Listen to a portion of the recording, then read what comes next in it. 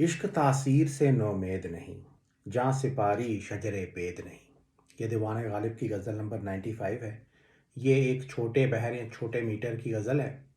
इसमें देखें आप देखेंगे कि गालिब साहब ने कुछ लफ्ज़ों का एक अलग अंदाज में इस्तेमाल किया है। ना उम्मीद को यहाँ पे नोमेद बोला गया है। खुर्शीद को खुर्शेद बोला गया है, उम्मीद को उम्मेद बोला गया है। तो आइए पहले गज़ल को पूरा पढ़ते हैं, फिर इसके शेरों को समझने की कोशिश करेंगे। कहते हैं इश्क तासीर से नौमेद नहीं, इश्क तासीर से नौमेद नहीं, जहाँ सिपारी शजरे बेद नहीं। सल्तनत दस्त बदस्त आई है, सल्तनत दस्त बदस्त आई है, जाम मैं ख़ात्मे जमशेद नहीं। है तजल्ली तेरी सामान वजूद, है तजल्ली तेरी सामान वजूद, ज़र्रा बे परतवे खुर्शेद नहीं। राज माशूक न रुसवा हो जाए, राज माशूक न रुसवा हो जाए, वरना मर जाने में कुछ भेद नहीं। गर्दिश रंगे तरब से डर है, गर्दिश रंगे तरब से डर है, गमे महरूमी जावेद नहीं। कहते हैं जीते हैं उम्मीद पे लोग, कहते हैं जीते हैं उम्मीद पे लोग, हमको जीने की भी उम्मीद नहीं। तो पहला शेर देखते हैं। इश्क तासीर से नौमेद नहीं, जहाँ सिपारी शजरे बेद नहीं। ये उम्मीद से भरा हुआ एक शेर है। ऐसे शेर दीवान गालिब में थोड़े कम मिलते हैं। इश्क तो आपको पता ही है, तासीर का मतलब होता है किसी चीज़ का असर, किसी चीज़ का कोई गुण, कोई इफ़ेक्ट। नौमेद का मतलब है ना उम्मीद, होपलेस। जहाँ सिपारी का मतलब है जान की कुर्बानी, सेक्रीफाइस ऑफ लाइफ। शजर बेद, शजर कहा जाता है किसी पेड़ को, किसी ट्री को। शजर बेद is the tree that's called willow और केन इन इंग्लिश। तो इसका फर्नीचर भी बनाया जाता है। शजर बेद एक ऐसा पेड़ है जिसके ऊपर फल नहीं लगता, so it's a fruitless tree. तो कहते हैं इश्क तासीर से नौमेद नहीं, कि जैसा मैंने कहा उम्मीद से भरा हुआ शेर है। वो कहते हैं कि ऐसा नहीं है कि इश्क अपनी तासीर से ही ना उम्मीद है। या ऐसा नहीं है कि आपको इश्क की कभी मंजिल नहीं मिलेगी, इश्क की राह में कभी उम्मीद नहीं नज़र आएगी, आशिक को महबूब का प्यार कभी नहीं मिलेगा। ऐसा नहीं है। या महबूब का प्यार आपको मिल भी सकता है। जहाँ सिपारी शजरे बेद नहीं, किसी के ऊपर जान कुर्बान करना, जान की कुर्बानी इश्क की राह में।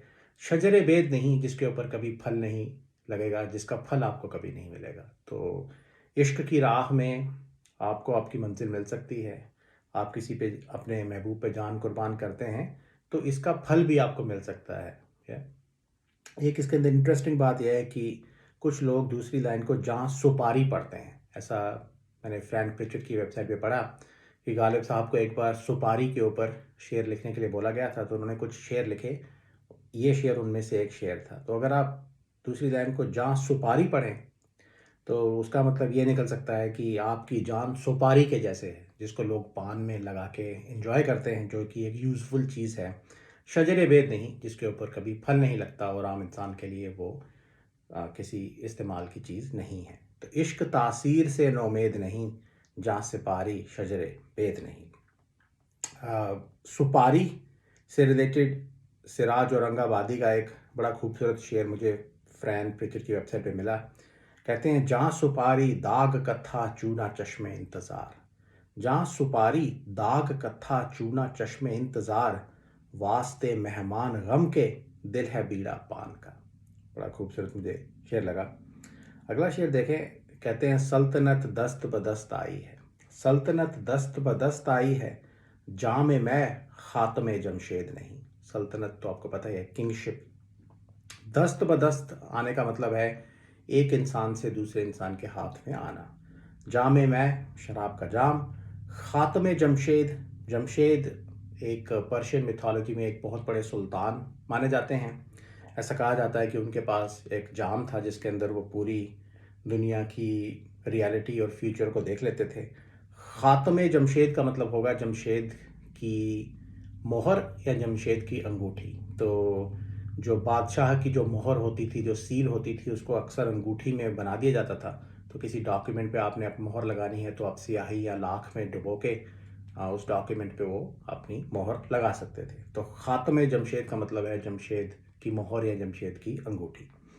तो इस शेर के अंदर तीन चीज़ों के बीच में एक रिलेशनशिप इस्टेब्लिश करने की कोशिश की गई है। सल्तनत जामे मैं और ख़ात्मे जमशेद। तो कहते हैं सल्तनत दस्त बदस्त आई है, कि सल्तनत एक हाथ से दूसरे हाथ में आई है या आ सकती है। और लिटरली दूसरी जगह में कहते हैं कि जामे मैं ख़ात्मे जमशेद नहीं। अब इसका मतलब क्या है? इसके दो तीन मतलब हो सकते हैं। एक तो ये कि सल्तनत और जामे मैं जो है वो एक जैसे हैं, वो एक इंसान से दूसरे इंसान के हाथ में आ सकते हैं। जो इंसान डिज़र्व करता होगा उसको सल्तनत और शराब का जाम मिल जाएगा। ये ख़ात्मे जमशेद नहीं जो सिर्फ़ जमशेद के पास ही रहेगी और जमशेद ही उसका इस्तेमाल कर सकता है।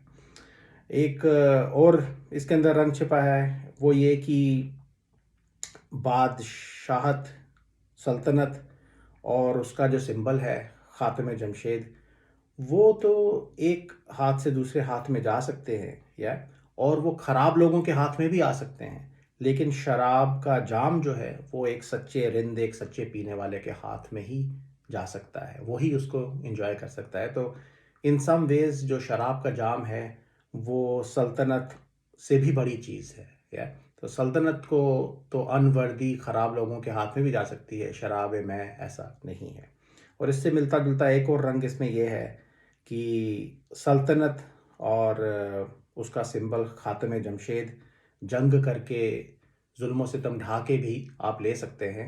शराब का जाम आप किसी के हाथ से छीन तो सकते हैं, लेकिन फिर आप उसकी बेखुदी को एंजॉय नहीं कर सकते, या तो शराब का जाम जो है उसको वही इंसान एंजॉय कर सकता है जो एक डिज़र्विंग कैंडिडेट हो, या जो एक कैफियत रखता हो, जिसका नेचर मिस्टिकली अलाइंड हो या इंक्लाइंड हो, और वही उसकी बेखुदी को असल में एंजॉय कर पाएगा। आप ज़बरदस्ती छीन के शराब की बेखुदी नहीं ले सकते। इस सेंस में भी शराब और शराब की बेखुदी सल्तनत और ख़ात्मे जमशेद से अलग है और एक बड़ी चीज़ है। तो शेर पढ़ते थे दोबारा। सल्तनत दस्त बदस्त आई है, जामे मैं ख़ात्मे जमशेद नहीं। अच्छा, इससे रिलेटेड मीर दर्द साहब का एक शेर फ्रैंक प्रिचर्ड ने अपनी साइट पे डाला था। वो कहते हैं सल्तनत पर नहीं कुछ मौकूफ़, सल्तनत पर नहीं कुछ मौकूफ़, जिसके हाथ आवे जाम सो जम है, कि जिसके हाथ में जाम आ गया वही जमशेद है। ये सल्तनत के ऊपर डिपेंड नहीं करता। अगला शेर बड़ा ही मिस्टिकल शेर है। कहते हैं है तजल्ली तेरी सामान वजूद, है तजल्ली तेरी सामान वजूद, ज़र्रा बे परतवे खुर्शेद नहीं। तजल्ली का मतलब होता है नूर, चमक, रोशनी किसी चीज़ की। सामान वजूद, वजूद का मतलब है एग्जिस्टेंस। सामान वजूद का मतलब है जिसकी वजह से किसी चीज़ का वजूद हो, जिसकी वजह से किसी चीज़ का एग्जिस्टेंस हो, वो सामान। ज़र्रा रेत के पार्टिकल को कहा जाता है। परतव का मतलब ही चमक या नूर, सूरज की किरण भी हो सकता है। और खुर्शेद का मतलब है सूरज। तो यहाँ पे वो खुदा के बारे में बात कर रहे हैं, खुदाई के बारे में बात कर रहे हैं, डिविनिटी के बारे में बात कर रहे हैं।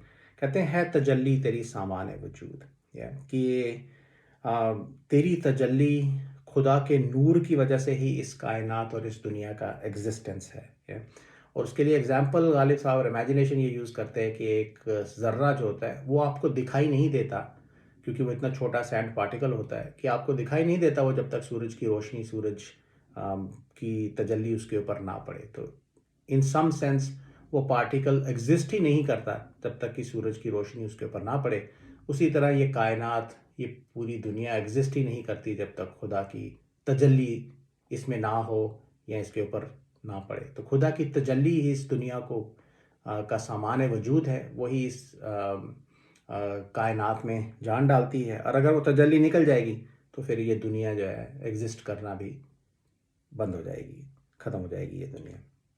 इसके अंदर एक दो रंग और भी हैं। वो ये कि एक छोटी से छोटी चीज़ जैसे कि एक ज़र्रा, वो भी डिप्राइव्ड नहीं है खुदा की तजल्ली से, या तो उसको भी वो नूर, वो रोशनी मिलती है, उसके अंदर भी वो नूर और रोशनी है। तो ओवरऑल लाइक वो कह रहे हैं कि your the cause of the presence of this world is your manifestation and your radiance। ये खुदा की सेंस में शेर लिखा गया है, लेकिन आप इसको महबूब की सेंस में भी पढ़ सकते हैं, क्योंकि दूसरी जगह पे गालिब साहब कहते हैं कि उनका खूबसूरत महबूब है जो इस पूरी दुनिया को, सूरज को रोशनी और चमक और गर्मी देता है। बट मोस्ट लाइकली ये शेर जो है वो खुदा या खुदाई और उसकी तजल्ली उसके नूर के लिए लिखा गया है। एक और गालिब साहब का शेर है जो थोड़ा मिलता जुलता है कायनात को हरकत तेरे ज़ौक़ से, है कायनात को हरकत तेरे ज़ौक़ से, परतब से आफ़ताब के ज़र्रे में जान है। तो दूसरी लाइन बहुत ही मिलती जुलती है कि कहते हैं ये सूरज की रोशनी, सूरज की किरणों से ही इस ज़र्रे के अंदर जान है, या और तेरे ज़ौक़ से ही इस कायनात के अंदर हरकत है। तो ये शेर था, है तजल्ली तेरी सामान वजूद, ज़र्रा बेपरतबे खुर्शीद नहीं। अगला शेर देखें, राज माशूक ना रुसवा हो जाए, राज माशूक ना रुसवा हो जाए, वरना मर जाने में कुछ भेद नहीं।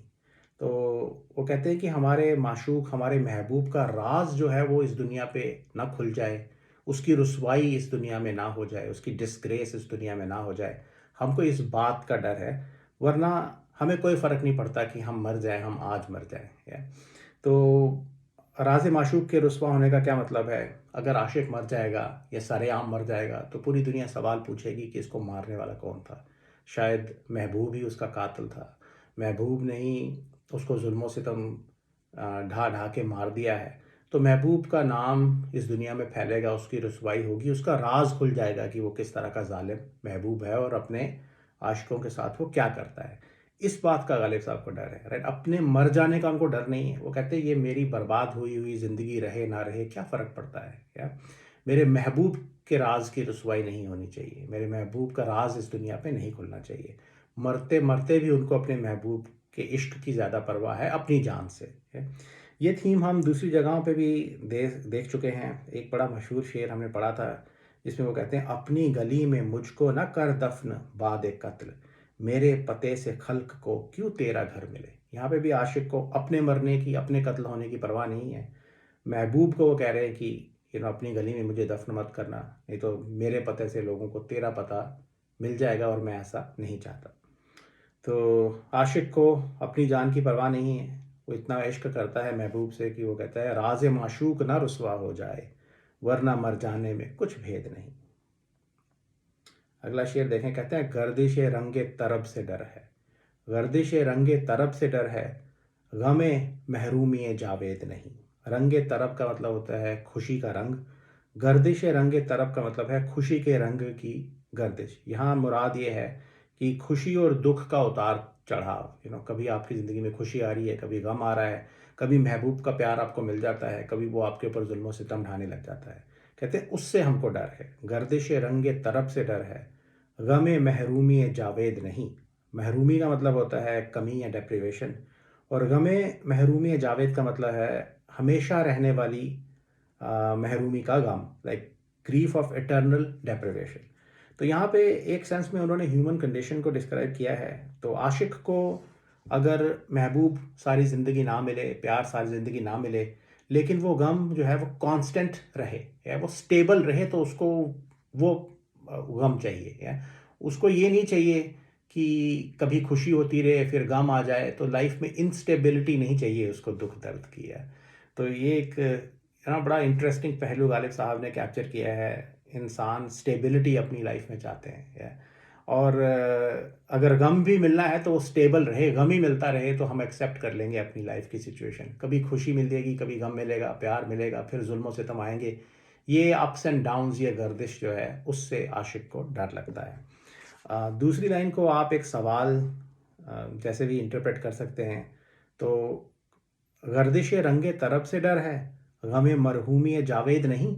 तो ये कह सकते हैं कि कैसे इंसान हो, कैसे आशिक हो तुम, तुम्हें गर्दिश रंगे तरब से डर लगता है और गमे महरूमी जावेद से डर नहीं लगता। अगर गर्दिश रंगे तरब रहेगी तो कभी ना कभी तुमको खुशी भी तो मिलेगी, महबूब का प्यार तुम्हें मिल भी सकता है। और अगर अगर गमे महरूमी जावेद रहा तो इसका मतलब यह है कि कभी भी तुम्हारी ज़िंदगी में खुशी नहीं आएगी, तुम्हें महबूब का प्यार नहीं मिलेगा। तो आप इसको एक सवाल की सेंस में भी पढ़ सकते हैं। गर्दिश रंग तरब से डर है, गमे महरूमी जावेद नहीं। तो आखिरी शेर है, ये इसको समझाने की कोई ज़रूरत नहीं है, बड़ा खूबसूरत और बड़ा ही सिंपल शेर है। कहते हैं जीते हैं उम्मीद पे लोग, कहते हैं जीते हैं उम्मीद पे लोग, हमको जीने की भी उम्मीद नहीं। यहाँ पे उम्मीद को उम्मीद बोला गया है। कहते हैं जीते हैं उम्मीद पे लोग, हमको जीने की भी उम्मीद नहीं। तो ये तो थी पूरी गज़ल। I hope you enjoyed it. Thank you.